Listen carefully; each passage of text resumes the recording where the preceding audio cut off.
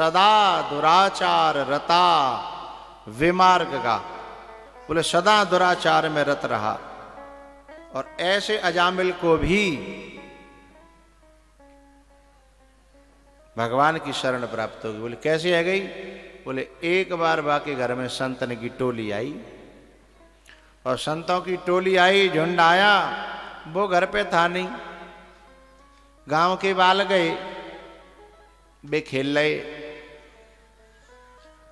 तो संतन ने पूछी, भैया जा में कहूँ ऐसे अच्छे सेवक को घर है जो संतन को सेवा कर तो होए, जाके जहाँ हमें प्रसादी मिल जाए, ठहरवे को मौका मिल जाए। तो बालक ओट पाई रहे। मैंने कही बाबा ऐसो घर बतावे कि जिंदगी भर याद रखो, ऐसी सेवा होए। अब तुम तो समझ ही रहे हो बालक कैसे होंगे।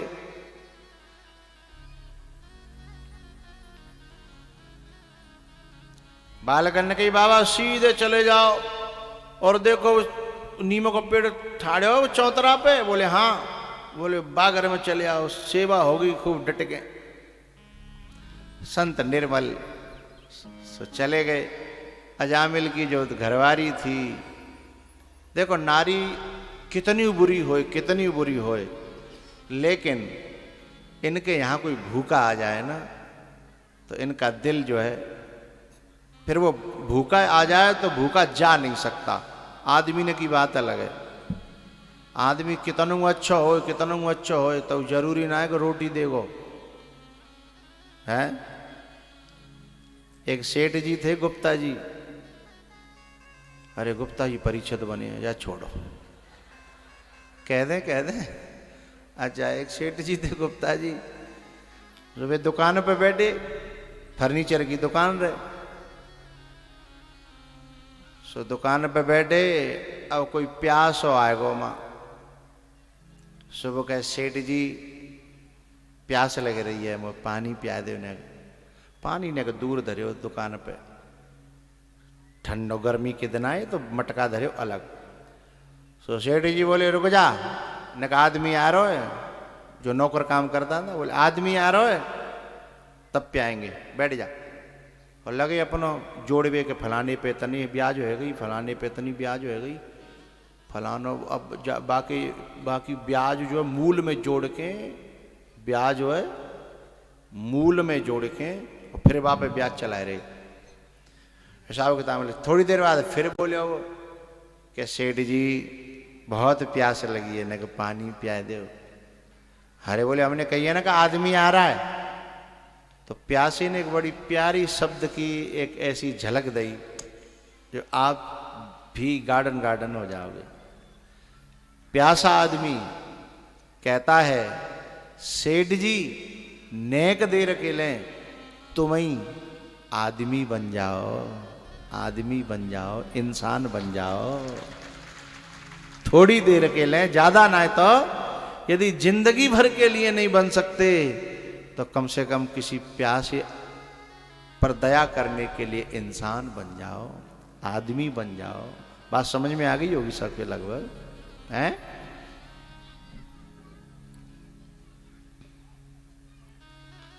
तो मैं माताओं की बात कह रहा था। आदमी लगभग ऐसे होते हैं, लेकिन माताओं के यहाँ कोई भूखा आ जाए ना, क्यों भैया, चाहे भले ही घर में रूठी बैठी हो, लड़ाई हैगी हो, दिमाग खराब होए, मूड खराब होए, लेकिन यदि कोई भूखो आ जाए तो वह मूड उठा के दे देंगे तू खराब रहे बाद में, लेकिन कोई भूखो आया है ना। भूखो प्यासो चाहे कोई आ जाए, काऊ गांव को होए और कहूँ अपनी गांव को आ जाए, मायके को, हे मैया अपने गांव को आ जाए, फिर तो बात ही छोड़ा तुम। और कहूँ घर को नवा को आ जाए तो बोलो तो सही। और खास भैया आ जाए तो कितना मूड खराब होए ना, है? बिल्कुल मूड अपने आप ठीक हो जाएगा, फिर सेवा में लग जाएगी, है? तो ये माताओं का हृदय जो है सेवा में बहुत आगे रहता है। तो वो जो अजामिल की पत्नी थी, भले ही कैसी भी थी, लेकिन जब संतों को देखा तो चरणों में गिर पड़ी, महाराज हमारा तो इतना घर पवित्र है कि हम कभी संतों की कल्पना नहीं कर सकते, और आप मेरे दरवाजे पे आए, मैं कैसे आप कल्पना नहीं कर पा रही, मैं कैसे आपकी सेवा करूं, क्या करूं बताओ। संतों ने कहा बेटा हमको तो सूखा सामान दे दो, हम अपने आप बनाते हैं, अपने आप भोजन प्रसादी भगवान का भोग लगा के पा लेते हैं। तो उस नारी ने जो है पूरा सामान दिया, भोजन पानी करके रात्रि में वे सो गए, और अजामिल तो आयो कहूं तो पी पाए गए। घर के दरवाजे पर इतने खड़ाऊं और वे चप्पलें उतरी देखी, बोले मेरे घर में और बाबा जी वर्राओं का क्या काम है। लेकिन जैसे ही अपनी पत्नी के पास में गया, उसने आड़े हाथों लेकर के कहा सुनो, वैसे ही हमारे कर्म खराब हैं, लेकिन यदि संत आए तो भगवान की कोई न कोई कृपा होगी। अब तुमने जो कुछ जिंदगी में करो सो करो, लेकिन संतों से उल्टा सीधा मत बोलिएगा। मैंने उन्हें कुछ भोजन पानी कराया है, वो बेकार चला जाएगा। अब सुबह उनसे अच्छी तरह पेश आना और विदा करना है, बस रोज रोज तो संत आ नहीं रहे। तो पत्नी की बात को उसने सुना भी और कहा ठीक है कोई बात नहीं, चल तू कह रही है तो ठीक है। सुबह जब संत जाने लगे, संतों ने कहा कि भाई हम जा रहे हैं भगत, और जब संत जाते हैं तो कुछ विदाई में देना पड़ता है। अब अजामिल तो मन ही मन सोच रहे हो कि तुम झोली झंडा संग लेके जा रहे हो, जो ही बहुत बड़ी विदाई मानो है। मेरे घर थे झोली झंडा संग ले जा रहे हो तो यही बहुत बड़ी विदाई मानो। पर कह नहीं पायो, तब तक कि पत्नी ने पीछे तो कुर्ता झटक दो, बोले सुनो सभ्यता से पेश आना। संत का कह रहे भाई सुनो, तब आने कही महाराज बताओ का दक्षिणा। संत जो है रात में भाप गए थे, क्योंकि जिसका अन्न खाते हैं ना संत, उनके कर्मों को, उनके व्यवहार को सबको भाप जाते हैं। वो रात्रि में भाप गए थे, तो उन्होंने उसके कल्याण का उपाय सोचते हुए कहा कि बेटा तेरे जो लास्ट बेटा होने वाला है उसका नाम नारायण रख लेना। ठीक है महाराज जी, तो कोई बड़ी बात ना है, रख लेंगे। 8वां पुत्र हुआ, उसका नाम नारायण रखा। आखिर समय आया उसके मरण का, तो छोटे बच्चे से उसे ज्यादा लगाव था, उसी का नाम ज्यादा लेता था। तो यमराज के दूत आए तो भगवान का नाम पुकारने, अपने बेटे को पुकार रहा था लेकिन वही भगवान का नाम था। तो यमराज के दूतों को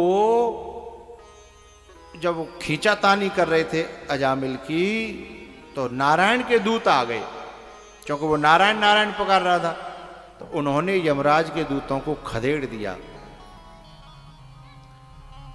उनमें संवाद हुआ थोड़ा सा कि ये तो अपने बेटे का नाम ले रहा है। भगवान के दूतों ने कहा कि बेटे का नाम बाद में पड़ा है, भगवान का नाम पहले है, इसलिए भागो यहां से। सो वो भाग गए। अब इसने देखा कि मुझे भगवान, मैंने झूठे को भगवान को नाम लयो, सांचे को तो ना लयो, हाँ या ना। मैंने झूठे को भगवान को नाम लयो तो भी मेरी भगवान के दूतों ने रक्षा करी, और मैं सांचे को भगवान को नाम लेता तो जाने क्या होता। उसी दिन से इसकी जिंदगी बदल गई। इसने परिवार को छोड़ दिया, हरिद्वार जाकर के भागवत के 10वें स्कंद का पढ़ा, पहले इसका व्याकरण पढ़ा हुआ था ये, तो 10वें स्कंद का पाठ शुरू किया और भगवान की लीलाओं में डूबा, और यही अजामिल भगवान के धाम को गया। काय के कारण? भगवान के नाम के कारण। लेकिन वो संतों का दिया हुआ था, इस बात को मत भूलिएगा। किसी प्रकारांतर से संतों का संकल्प था, संतों का दिया हुआ वो नाम था। इसलिए पता है भागवत के 10वें स्कंद में जो नलकुवर मणिग्रीव जो पेड़ बने हैं ना, वो नारद जी के श्राप के कारण बने। लेकिन नारद जी ने के चरणों में गिर के जब गिड़गिड़ाए वो नलकुवर मणिग्रीव कुबेर के पुत्र, तब नारद जी ने कहा ठीक है भगवान तुम्हारा कल्याण करेंगे, जाओ। तो संत के नारद के उस वचन को पूरा करने के लिए भगवान को ऊखल से बंधना पड़ा, और ऊखल से बंध के फिर ऊखल से दोनों पेड़ों को गिराया। काहे के लिए? संत के वचन को पूरा करने के लिए।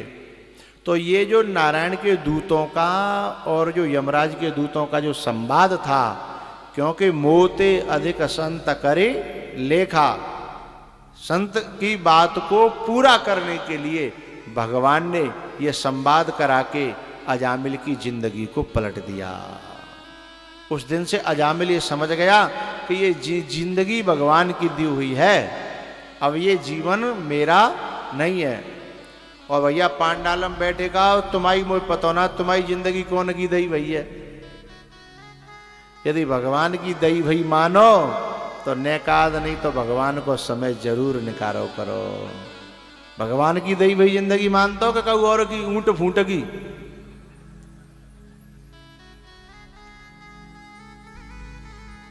जिंदगी भगवान की दी भई है।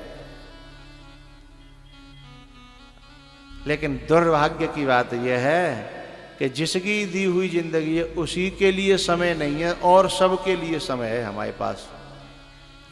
कार्ड यदि 5, 6, 7 आए हों तो जल्दी जल्दी सब निपटाओगे। कार्ड आए हों तो सब निपटाओगे, मऊ जानो है, मऊ जानो, मऊ जानो है, सबके लिए समय निकाल लेते हो।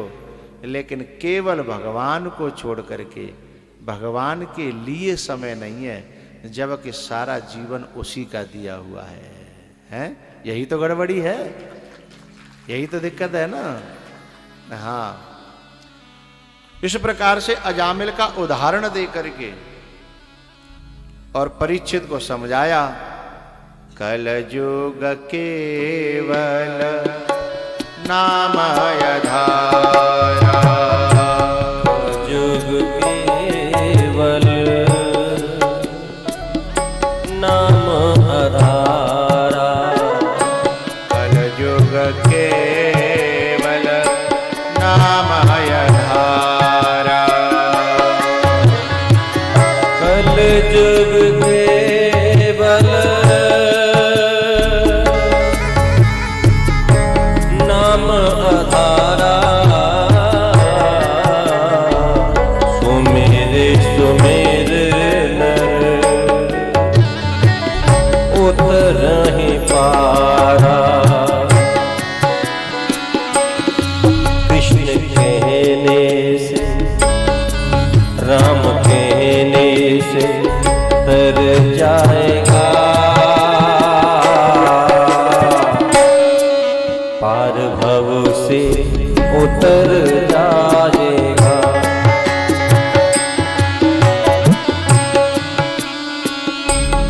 होगी घर घर में चर्चा तेरी, होगी घर घर में चर्चा तेरी,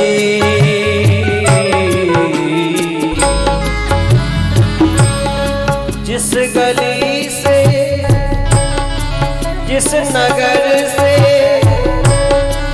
जिस गली से गुजर जाएगा, पार भव से उतर जाएगा।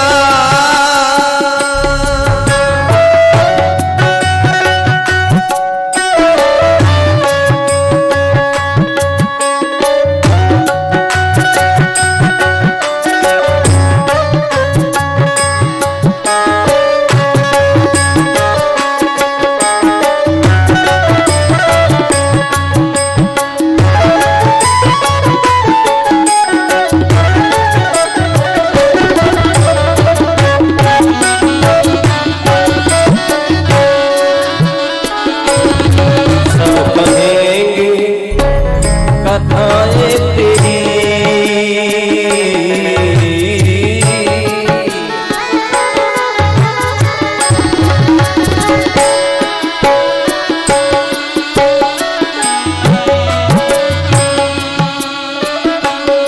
सब कहेंगे कथाएं तेरी,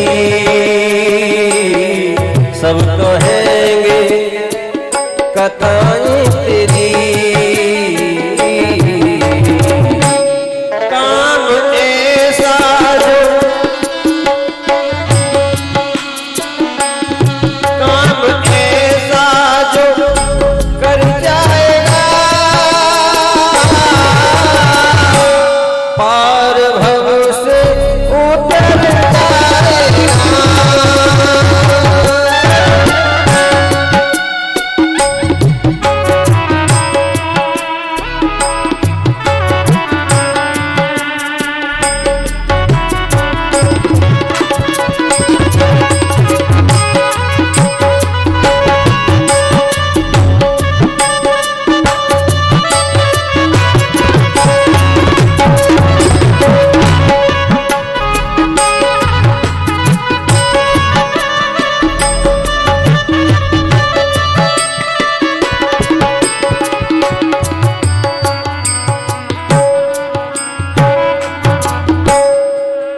अजामिल की जो कथा है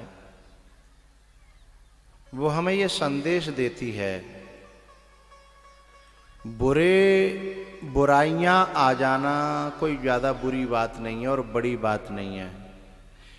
ऐसे मानिए कि गिर जाना, पटक खा जाना कोई बुरी बात नहीं है, बड़ी बात नहीं है, लेकिन खड़े होने के लिए तैयार न होना ये ज़्यादा बुरी बात है।